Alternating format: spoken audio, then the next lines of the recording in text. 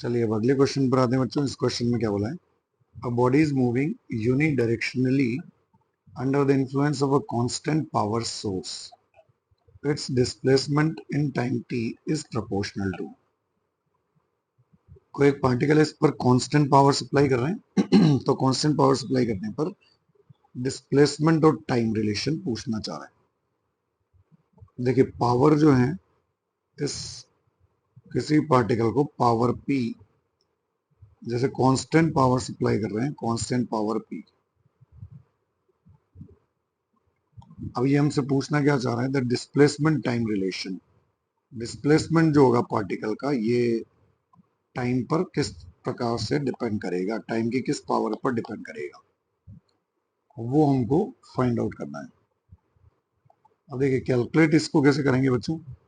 Power equals to कितना है? p। Power को हम कितना लिख सकते हैं? देखिए जब भी कांस्टेंट पावर सप्लाई की हो, पावर को हम लिख सकते हैं फोर्स इंटू वेलोसिटी। फोर्स को कितना लिख सकते हैं बच्चों? Mass into acceleration into velocity equals to कितना है? Power p। तो देखिए मास इंटू v, वेलोसिटी को लिखेंगे हम कितना? Displace dv upon dt। Acceleration को, sorry, mass into velocity, acceleration को लिखा dv अपॉन dt। देखिए जब भी एक्सेलरेशन दिया हो तो एक्सेलरेशन से वेलोसिटी निकालना है या वेलोसिटी से डिस्प्लेसमेंट निकालना है, तो हमको क्या करना पड़ेगा? इंटीग्रेशन। तो वही यहाँ पर कर रहे हैं। एक्सेलरेशन को हमने लिखा dv अपॉन dt। अब हो जाएगा mv dv equals to p dt। अब इसको दोनों साइड इंटीग्रेट कर दीजिए। क्या हो जाएगा? एम वी का इंटीग्रेशन क्या हो जाएगा बच्चों? V square by two. P D T का इंटीग्रेशन क्या हो जाएगा? टी। लोअर लिमिट कुछ नहीं बोला है, हम जीरो मानकर चल रहे हैं, तो ये मिल जाएगा पी टी।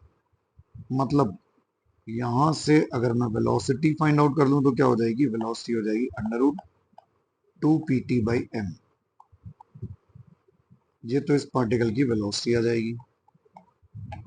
अब हमसे पूछा बच्चों इसने क्या? डिस्प्लेसमेंट। तो डिस्प्लेसमेंट निकालने के लिए देखिए क्या करना पड़ेगा। अगर वेलोसिटी दिया हुआ है, डिस्प्लेसमेंट चाहिए, तो एक इंटीग्रेशन और करना पड़ेगा। तो इसको हम लिखेंगे कितना? dx upon dt equals to root two P T by M. या dx इक्वल्स टू कितना लिख सकते हैं?